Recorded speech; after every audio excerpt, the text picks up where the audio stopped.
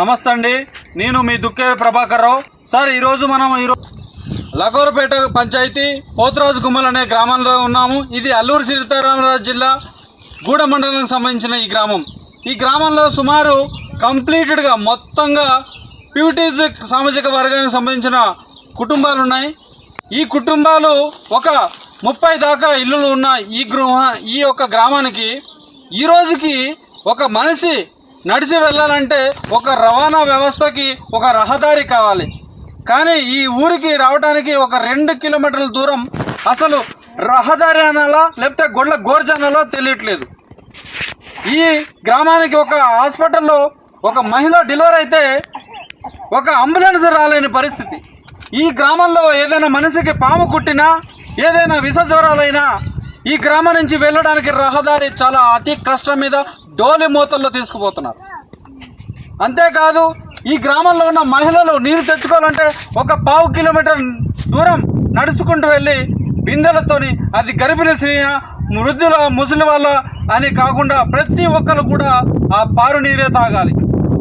ఈ విధంగా ఈ గ్రామంలోని అనేక కష్టాలు అయితే వెంటాడుతున్నాయి.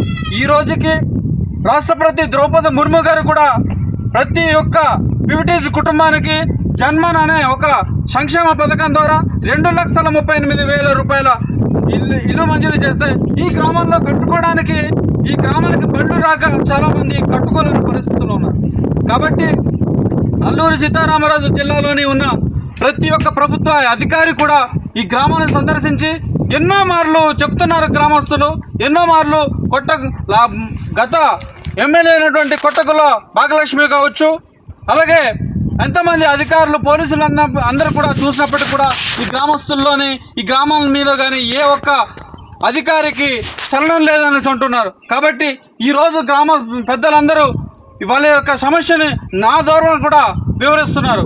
ఒకసారి గ్రామస్తులు పడుతున్న ఆవేదన వాళ్ళ నోటి నుంచే విందాం. ఏంటమ్మా మీ యొక్క సమస్య?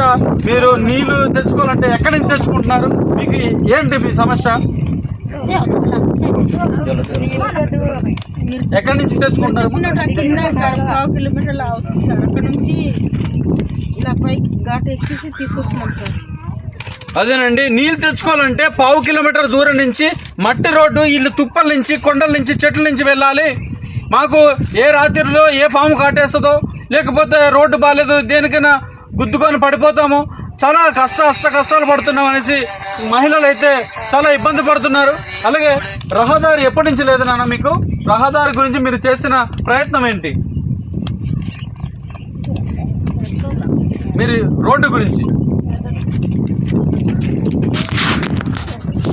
చెప్పండి అన్న.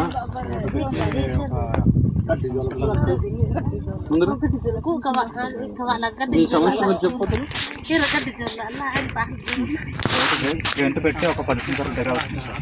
ఆల్రెడీ మీకు మట్టి రోడ్ అయినా శాంక్షన్ అయిందా?